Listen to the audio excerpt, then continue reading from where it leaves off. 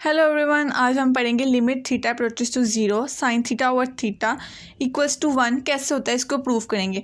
तो मैथ का अगर कोई भी प्रूफ करना हो हमने, तो वो डायग्राम के बगैर, फिगर के बगैर वो सॉल्व हमें समझ ही नहीं आएगी कि वो क्या कह रहे हैं। हम क्यों अपने से फ़र्ज़ करें, हम इस तरह अगर फिगर बना लेंगे तो हमें बेहतर समझ आएगी। तो मैंने ये क्या किया है, ये मैंने एक सर्कल बनाया, ठीक है, और इसके अंदर मैंने मगरमच्छ का मुँह खोल दिया, मतलब मैंने एक आर्क बना लिया। अब मैं इस आर्क के ये जो दो मुंह खुले हुए हैं इसको नाम दे देती हूँ। एक का नाम मैं ए रख देती हूँ और एक का नाम मैं बी रख देती हूँ, ठीक है, कोई भी नाम रख सकते हैं। अब ये जो मैंने किया है इसको मैं लिख देती हूँ यहाँ पर। उसमें मैं क्या लिखूँगी, let A B the arc of a circle, ठीक है, इसमें कोई मुश्किल बात नहीं थी। उसके बाद अब ये जो सेंटर है हमारे पास, ये हमें पता है कि ये ओरिजिन होता है, इसको हम हमेशा ओ से ही रिप्रेजेंट करते हैं, ठीक है। तो अब आगे लिख देती हूँ मैं विद सेंटर एट ओ। उसके बाद अब ये जो सारी ये जो जगह बची हुई है इसको भी तो हमें कोई नाम देना चाहिए, तो इसको हम रेडियस, ये क्या है, ये सारा ये रेडियस है, और यहाँ पे हम लिख देंगे एंड रेडियस आर। अब ये जो ओ ए और ये जो ओ बी है ये किसके बराबर हो गए, ये आर यानी रेडियस के बराबर हो गए। अब हमने इसको तोड़ तोड़ कर तो देख लिया।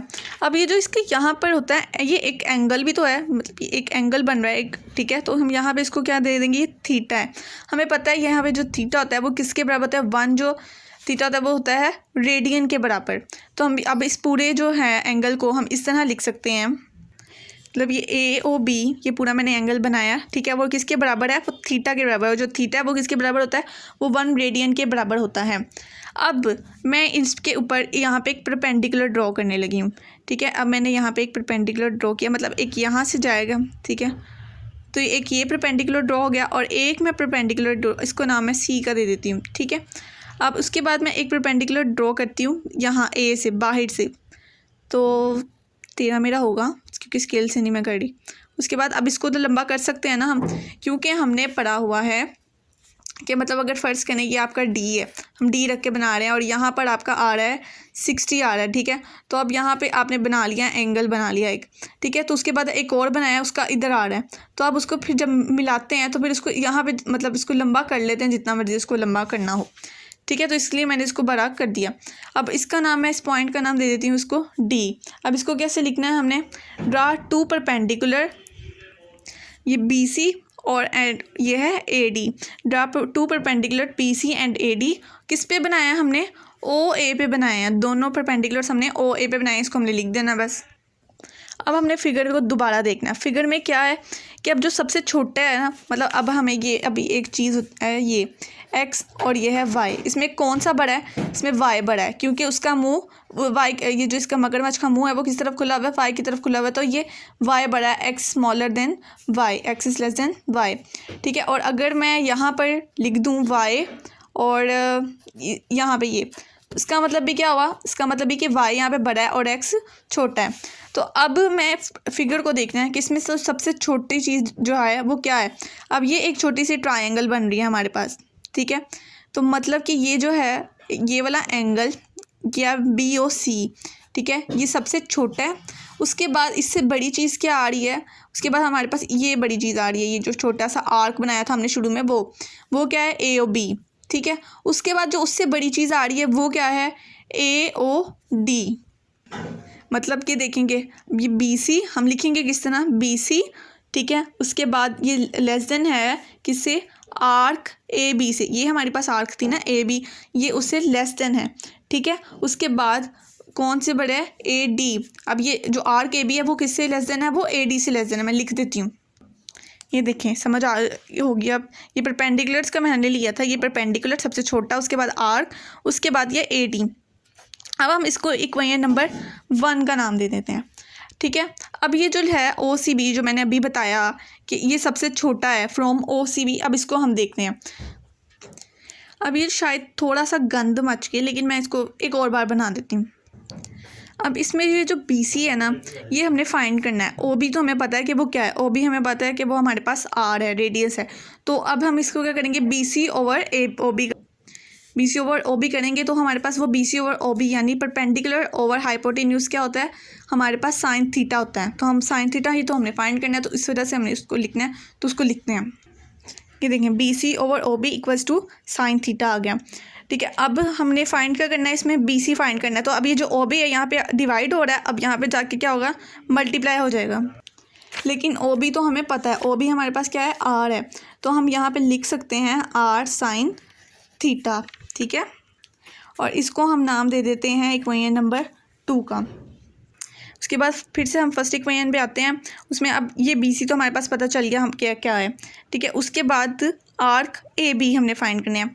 इसमें अगर आप ये भी कह सकते हैं कि ओ सी क्यों नहीं हम लिख सकते, ये देखिए ना, बी सी हमने फाइंड करना है, ठीक है, और ओ बी जो है वो हमें गिवन है। अगर हमें बी सी भी फाइंड करना है तो ओ सी तो हमारे पास वो भी नहीं है, तो हम कैसे फाइंड करेंगे, तो भी इस वजह से मैंने ये ओ बी लिखा है। अच्छा, उसके बाद हमने आर्क ए बी फाइंड करने हैं। आर्क ए बी को किस तरह फाइंड करेंगे, अब हमारे पास जो हमने फर्स्ट ईयर में पढ़ा हुआ है वो हमने क्या पढ़ा हुआ है, L is equals to R theta, ये एक फॉर्मूला हमने पढ़ा हुआ है। ठीक है, तो L is equals to R theta. अब आर्क जो है वो हमारे पास क्या है, वो है ए बी है। ठीक है, पूरी जो लेंथ जितनी भी है वो क्या है, हमारे पास एल है। अब उसके बराबर क्या आएगा, वो आर थीटा आएगा। तो आर्क ए बी किसके बराबर हुआ, आर थीटा। तो ये जो पूरी आर्क है, ये किसमें, इसमें और क्या चीज़ आ रही है, सिर्फ आर और थीटा ही आ रहे हैं ना, तो हम इसको आर थीटा लिख सकते हैं। और इसको मैंने इक्वेशन नंबर 3 का नाम दे दिया। ठीक है, उसके बाद दोबारा अब हमें इसमें आना है ए डी बी। अब हमने क्या फाइंड करना है, ए डी फाइंड करना है। तो अब ये है हमारे पास ए डी। ठीक है, और उसमें हमें क्या गिवन है, इसमें हमें ओ ए गिवन है, मतलब अब ये ओ बी तो है, इसमें अब ओ बी हमें पता था। ठीक है, अब ये जो बी डी है वो हमें नहीं पता, तो फिर मतलब फ़ायदा क्या हुआ, अब ए डी भी फाइंड करिए, इसको भी फाइंड करिए, तो इससे अच्छा जो हमारे पास एक चीज़ फाइंड है उसके ज़रिए हम अगली चीज़ को भी फाइंड कर सकते हैं। तो हम ए डी को ऊपर रखेंगे। अब ये क्या है, परपेंडिकुलर ओवर बेस, वो किसके इक्वल होता है, टेंजेंट के इक्वल होता है।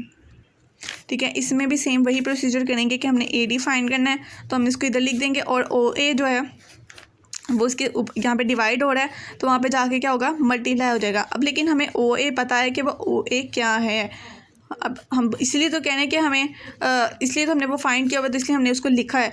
तो वो ओ ए क्या है, आर है, हमारे पास रेडियस है, तो हम यहाँ पे लिख सकते हैं आर टेंजेंट थीटा, और इसको इक्वेशन नंबर 4 का नाम दे देते हैं। अब ये जो 2, 3, 4 इक्वेशंस निकालनी है, इसको हम 1 में पुट कर देते हैं।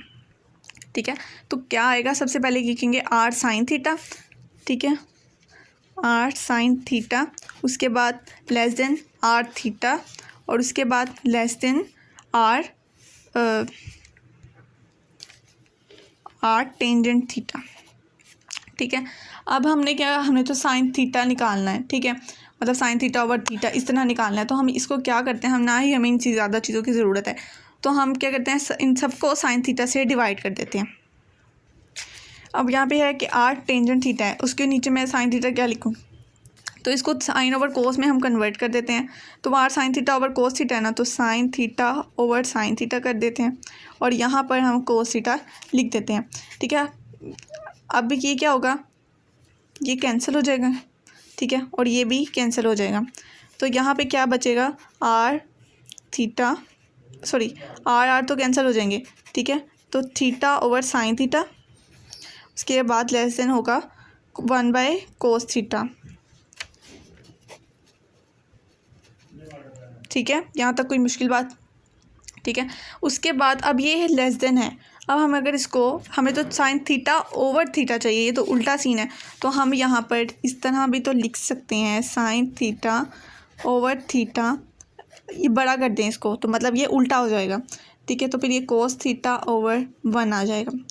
ठीक है, और वहाँ पे भी क्या था, वहाँ पे भी 1 था, क्योंकि वो आर कैंसिल हो गए, कटिंग हो गई, तो वो आ गया, तो यहाँ पे ये आ जाएगा।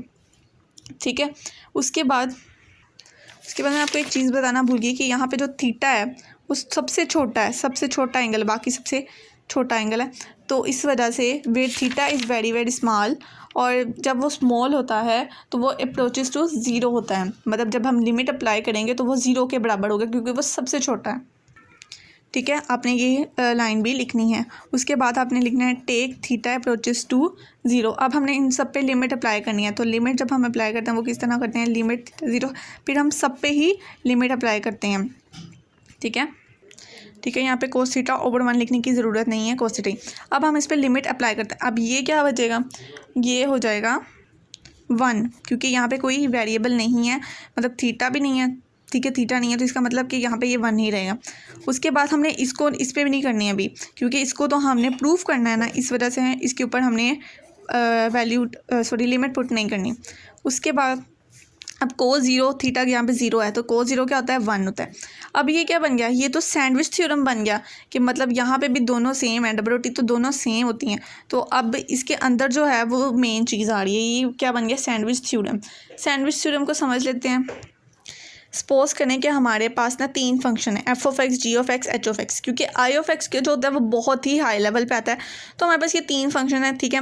उसके बाद हम सपोज करते हैं कि एफ ऑफ एक्स सबसे छोटा है, उसके बाद जी ऑफ एक्स, उसके बाद एच ऑफ एक्स। मतलब जिस तरह हमने वो अभी किया आर के बी और बी सी और ए डी, ठीक है। मतलब आर के बी, ये आर के बी हो गया, ये बी सी हो गया और ये ए डी हो गया। अब इस पर अप्लाई करते हैं लिमिट, ठीक है।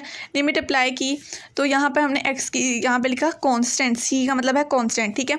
अब यहाँ पे फ़र्ज़ करें कि आपने मतलब इसकी भी लिमिट ली, इसकी भी लिमिट ली, जैसे उस पर आपने अभी सॉल्व किया, उसकी दोनों की 1 आ गई। तो फ़र्ज़ करें यहाँ पे इन दोनों की सेम आई है और उसको हम l के बराबर ले लेते हैं, ठीक है। तो हमने यहाँ पे l के बराबर ले लिया। अब जो इक्वेशन 1 थी इसको हमने इक्वेशन 1 का नाम दिया था। इक्वेशन 1 क्या बन गई, ये क्या बन गया, l, और ये भी l, और ये बीच में जो है वो हमारे पास अंडा कह लें, सैंडविच के अंदर हमारे पास अंडा है, ठीक है। तो ये जो है किसके बराबर हो जाएगी, l के ही बराबर हो जाएगी, मतलब इन दोनों के ही बराबर हो जाएगी। जो ये वैल्यू थी तो वो वैल्यू क्या थी, 1। अब यहाँ पर हमने इसी तरह मतलब ये भी 1 है, ये भी 1 है, तो ये जो पूरा है हमारे पास ये भी क्या हो जाएगा, ये हमारे पास 1 ही हो जाएगा, ठीक है। तो बस ये इतना ही हमारा प्रूफ था, ठीक है। उम्मीद है आपको समझ आई होगी। और उसके लिए अगर आपको नीट करके लिखना है तो मैं एक दफ़ा दिखा देती हूँ कि इस तरह आप नीट करके लिख सकते हैं। और ये जो where theta is very very small है तो ये आप इस वाली जगह पर लिखेंगे, ठीक है। उसके बाद अब यहाँ से भी देख लें, ठीक है।